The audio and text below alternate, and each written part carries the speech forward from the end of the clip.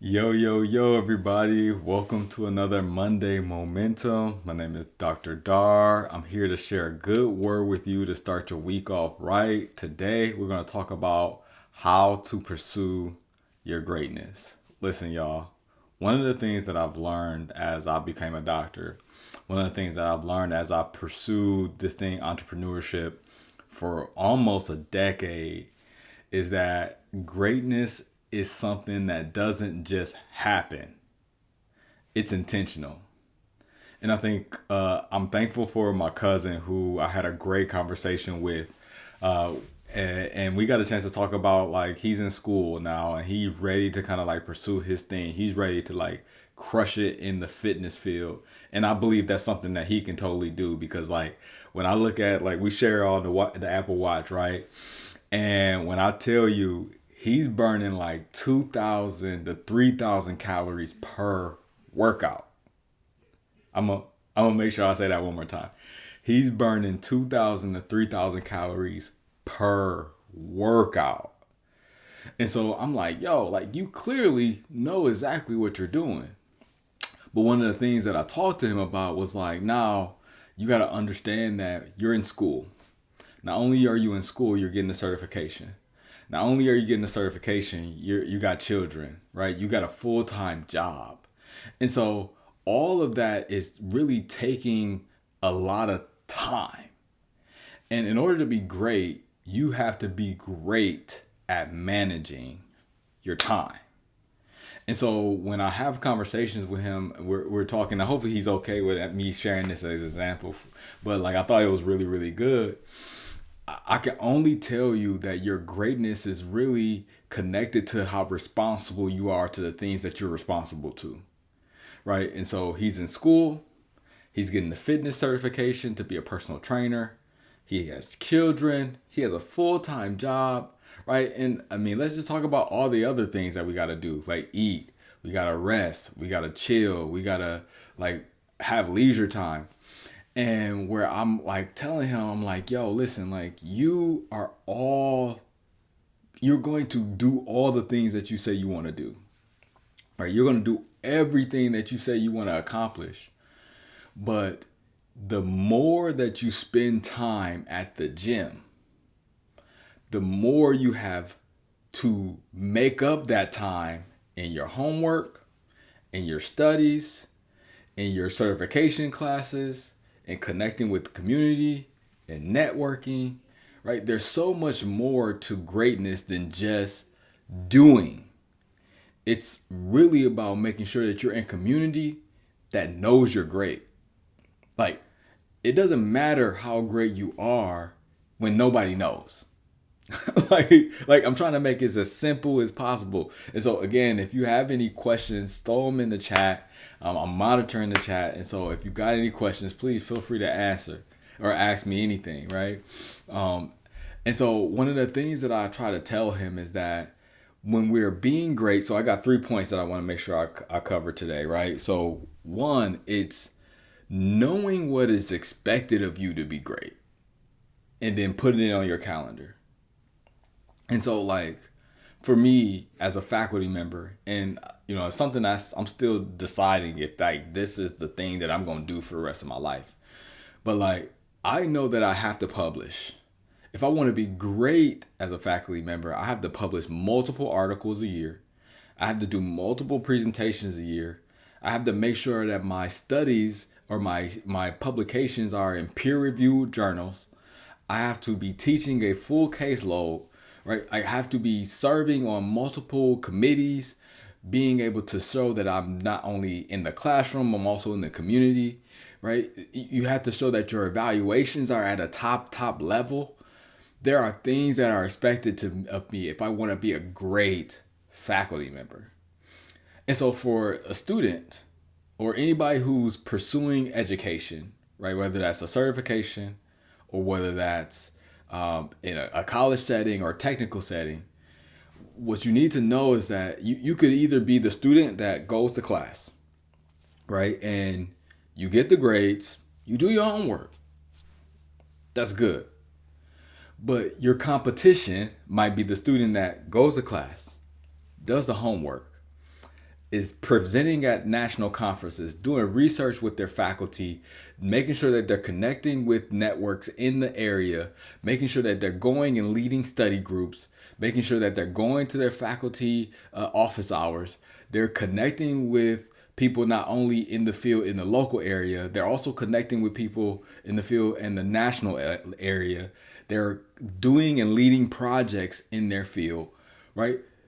You have one student who's doing it, but you have another student that's pursuing greatness.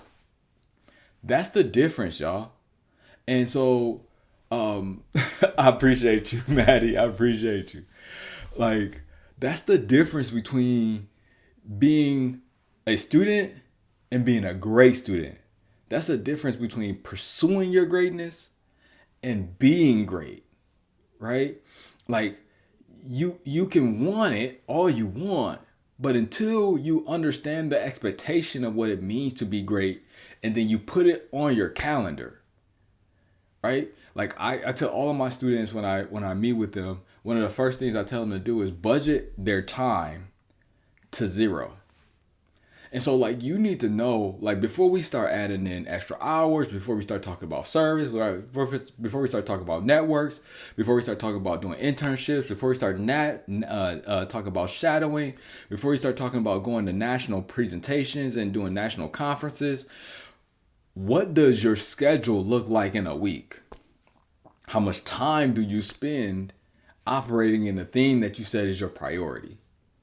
And so for a lot of students, they say that they really, really want to become a professional, but they spend most of their time playing video games, right? They spend most of their time relaxing. They spend most of their time hanging with friends. And all of those things are important, but if it's not the priority, then it needs to be in moderation. And the priority needs to be in exaggeration of your schedule. I like that. Not in moderation, but exaggeration. And so when I think about myself, when I was going through my PhD program, when I was ready to pursue becoming a faculty member, I always made sure that one, I was always speaking, I was publishing in public, doing publications. I had a research agenda. And these are all things that my PhD program didn't require of me. But when I told them that I wanted to be great, I wanted to become faculty, they said, okay, well, the first thing you need to know is that that's not what we produce. We produce superintendents. We produce vice presidents for student affairs, right? Deans of students and principals. We don't produce faculty. And so you're going to have to do something different. And so I literally took all of the things that I said I wanted to do, and I started saying, how do I make sure I put it on the calendar to make it happen? So I wanted to teach leadership. And so unfortunately, at the institution that I was at, I couldn't teach leadership and also work full time. So I took a $60,000 pay cut to pursue my greatness. And 3 years later, I got hired as a full-time faculty member teaching leadership studies at UNCW. And so for you, when you think about your greatness, the thing that you say you want, the thing that you say you desire, the thing that you say you really are really pursuing, is it on your calendar now?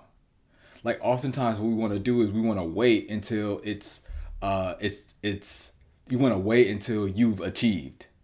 And although that's not a bad strategy, we have to look at the economy and see that our economy right now is in a place where the competition is not necessarily waiting to be certified or to get a degree to pursue the job, the industry, make the connections, the networks, be in the field. And so what are you doing now? You have to do it now. You can't wait. And oftentimes what we do is we wait and then we get upset because we believe that we've been duped by education, or we've been duped by the certification, or we spent a lot of money connecting with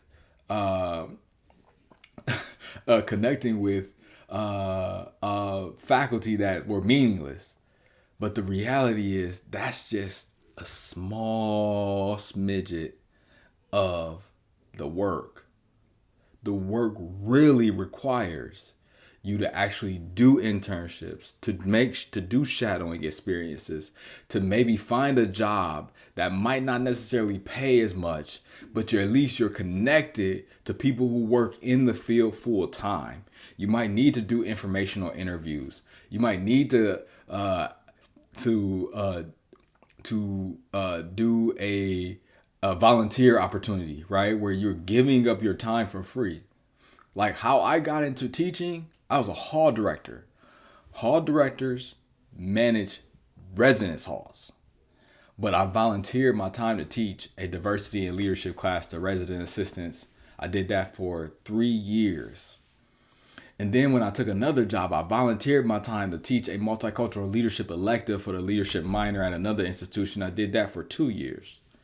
And so 5 years of free work set me up, gave me the foundation to take a $60,000 pay cut to pursue my dream.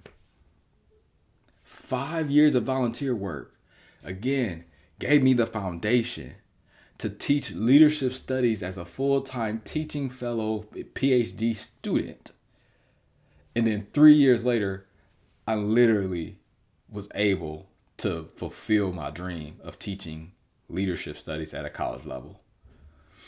Like, that's 8 years that I put in work. Right? And so, like, oftentimes what we expect is just that, like, oh, well, this is what I want, and so I should get it. But the world doesn't necessarily work like that. The world doesn't give you what you deserve. It gives you what you work for. You might deserve that top tier job. You might deserve that top tier institution. You might deserve to be in the top field, being led by top industry leaders. But did you work for it? You have to ask yourself that question. And this is a part of like working for it is you need to put it on your calendar and then you need to stick to your calendar. And so for years, like when I tell you, when I started my PhD program, my son was 1 year old. He had not ever seen me not be a student his entire life. And yet, I graduated in 2023, and he saw me for years. I go to work. I get off work. I spend time with my family. After spending time with my family, put the kids to bed. After I put the kids to bed, I spend some time with my wife, one-on-one. After I spend a couple hours or maybe an hour or so with my wife, I'm doing homework. And I'm in my office doing homework from maybe 9:30, 10 o'clock until 2 o'clock, sometimes 3 o'clock, sometimes 4 o'clock in the morning. And I did that every day for years. Now, I'm not saying that that's what the PhD experience is going to be like for you or for anybody else who is pursuing it, but I had a family, I had a wife, right? I had children, I had a house, right? Mortgage payment. So like my experience is a little bit different than folks who maybe not have a family or maybe not, you don't have a business, right? So I had a full business the whole entire time I was in a PhD program. And the last couple of years of my business has been the thing that has helped make sure that we supplement our income because my wife decided that she wanted to stay at home with her children. And so when I tell you, you have to be 2BT scheduled.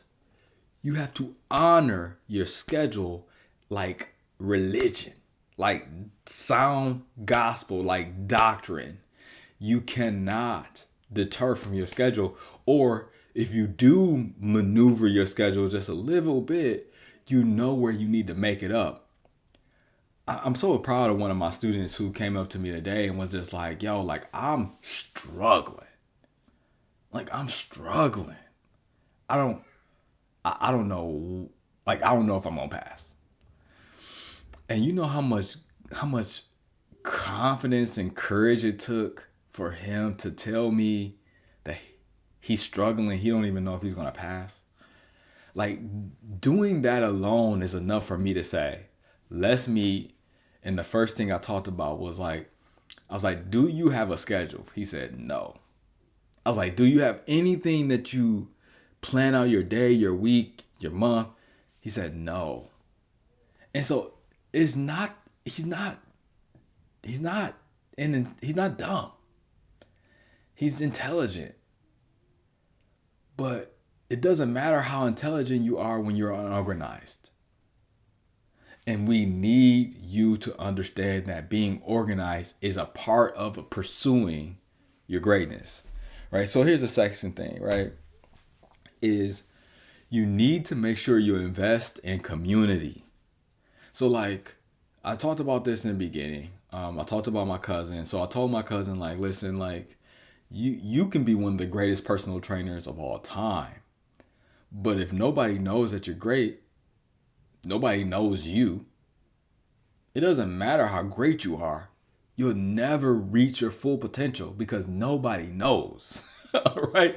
It's no good to be the greatest kept secret. Like, it's no good because in business, secrets don't sell. Somebody has to know. Right? Somebody has to know in order for them to buy. And so what I told him is that, like, I get it. You burning 3,000 calories for a workout, right? But like, you're in the gym for 4.5, maybe 5 hours. You already got a full-time job. You got kids. What I'm telling you is your time. You're taking time away from you networking in the community. Like, there's people out there leading study groups. There's faculty out there probably have office hours. There's faculty probably looking for interns, looking for shadow opportunities. There's probably people out there that's teaching him in his program or in certification program that he can literally teach to be to show the proof of his work. He can probably put somebody on a program. But if you're not leaning into community, you don't know the problems that people have. You don't know the problems that people are solving. And so you can't necessarily be a part of it because you don't even know how to help. You don't even know that people are looking for help. That's a part of this journey. It's like understanding that, like, if you want to be great, if you want to be successful, you cannot do that alone. Nobody's successful and done it by themselves. Not one single person.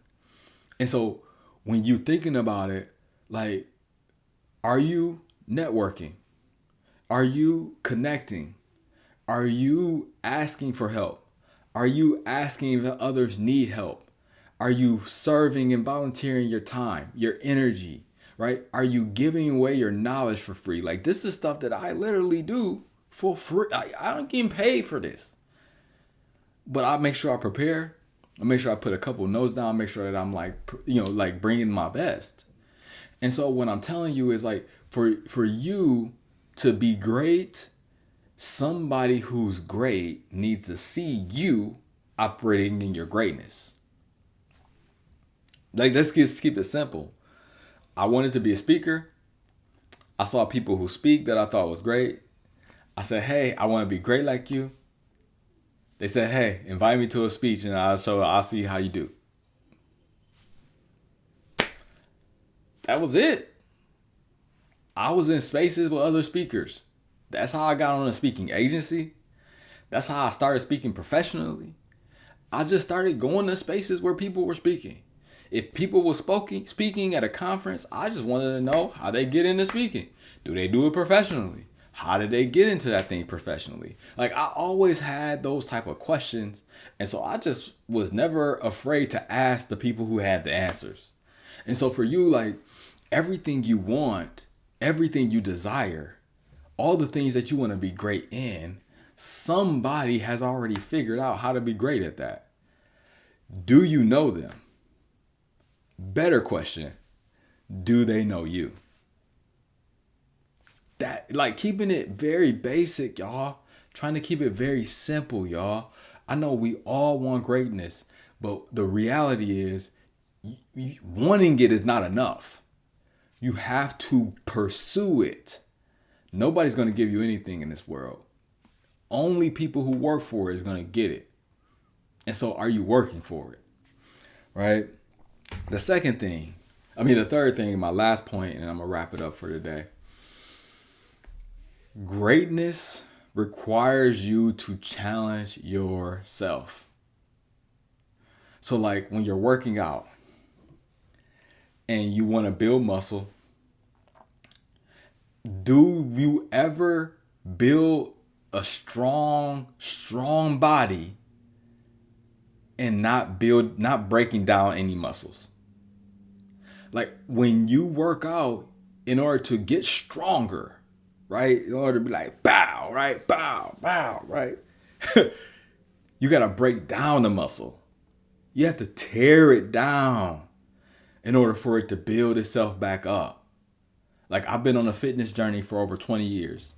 I've been up, I've been down, I've been up, I've been down. And diet is super, super important when you want to lose weight, right? Or if you're gaining weight, it's usually because of your diet.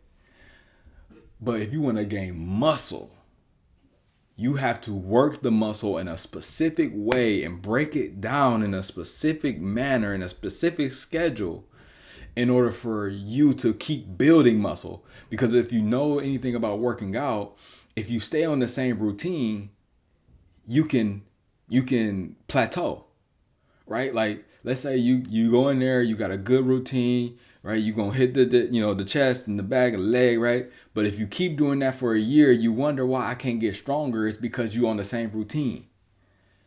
What am I saying? You stop challenging yourself. And so if you want to be great, you got to challenge yourself. You got to make yourself uncomfortable, right? There's an old saying that the comfort zone is a beautiful place, but very little grows there. And I'm not going to say that I fully agree with that, but I'm not going to say that it's wrong, right? Like at some point you was probably uncomfortable. And so you got comfortable by doing something. But the longer that you stay comfortable, the more you need to realize you're not challenging yourself. The more you realize that you're not challenging yourself, the more you might see that your competition is continuously challenging themselves. Your competition, although y'all used to be here, for some reason you're growing, but they're growing faster, right? For some reason they're growing faster than you.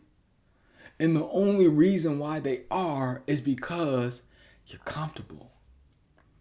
And I'm not saying that that's a bad thing, because I know many of us have been through hardships in our lives where we feel like I had to work super hard to even get to this point. I'm tired. But guess what, y'all?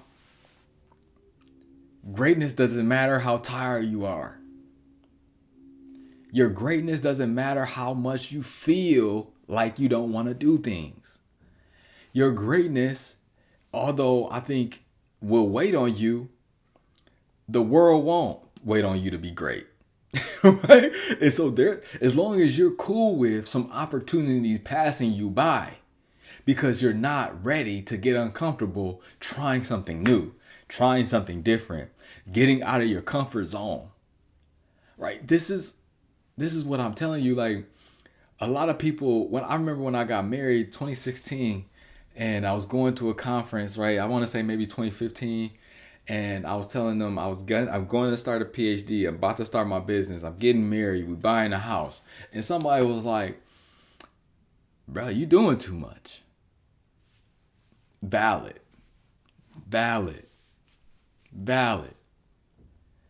But what I also realized was they were putting their fears on me, because their relationship didn't make it, because their marriage didn't make it, because that house fell through for them, because their business fell through for them, because they dropped out of college, because they dropped out of a PhD program. They thought that that's what's going to happen to me. And I'm here, living proof. Living proof. Living proof. Right? To tell you that when you take responsibility for your greatness, when you're convicted by the responsibility that it takes to become great, it doesn't matter how long it takes, as long as you keep pursuing it. Right? Like, I wasn't comparing myself to my friends who didn't have children, who wasn't married, who didn't have houses, who didn't have spouses, right? Who didn't have businesses. I wasn't comparing myself to them. And if I did, I would have been like, dang, like this might be too much. I was comparing myself to myself. And I knew that before that year, before that work, I had just practically sat on my couch playing video games for years, smoking and drinking every day. And so at some point I got tired. I got tired of smoking and drinking every day. And being like, not doing nothing, playing video games, right? Smoking, drinking, playing video games every day. At some point I was like, I need to take responsibility for the greatness that I believe is inside of me. And I did. And what came out of that, y'all? What came out of that, y'all? Like, I've been able to speak to over 160,000 people. I have students that's literally I've worked with from over 40 countries. I have worked with students who are working for Fortune 500 companies. I have students who are doctors, who are lawyers, who are world travelers. I have students who are amazing educators, award-winning educators. All because I believed in the thing that made me great, which was my speaking, which was my teaching. Like, when you believe, and I'm gonna end on this, right? So when you believe, you're not afraid to challenge yourself. When you believe, you're not afraid to push yourself to the limit. When you believe, you're not afraid to put yourself out there and do it afraid. Do it with fear. Do it anxious. Do it depressed. Do it with frustration. Do it with confusion. Like, I was in a PhD program for 7 years, from 2016 to 2023. You don't think I got anxious? You don't think I got nervous? You don't think I was depressed at some point? Literally, I had a gallbladder. My gallbladder stopped working. In the midst of a PhD program, in the midst of like literally having to navigate conversations with clients, coaching calls, working with students, I had to get surgery that put me down for, it's supposed to be a couple of weeks, but that healing process for me was more like 9 to 10 weeks. So 2.5 months, right? You don't think that a person like me was human? I wasn't no machine, y'all. But my belief didn't allow the challenges to overcome my vision for my future. And so what I want for you, what I hope for you for this week, do a couple things for me. All right, if you want to be great, I want you to make sure that you're putting your greatness on your calendar. Like, do you know what is expected of you? Like, put the list out, put it on your calendar, right? The second thing I want you to do is I want you to invest in community. There are people out there that are great at the thing that you want to be great at. Find them. Be in community with them. Build relationships with them. Right? And the third thing I want you to do is challenge yourself. Like, if you're afraid, if you're nervous, do it afraid. Do it nervous. Acknowledge your fear. Acknowledge your nervousness. You know, be like, yo, excuse me, Mr. and Mrs. So-and-so. I just want to tell you how great you are. I don't normally do this, but I was told that if I want to be great, I need to be in community with people who are great. And so can you help me find that community? Just that simple. Just that simple. You literally spend some time this week, and I want to make sure that you do this, you're clear about this, right? Spend some time this week actually mapping out what is expected of you, put it on your calendar, right? Find community, and then challenge yourself. Hey, it's Dr. Dar. I appreciate y'all for listening. This has been another Monday Momentum where I'm here to share a good word with you to start your week. Today, we talked about pursuing your greatness. Don't just want it, pursue it. Keep doing the good work.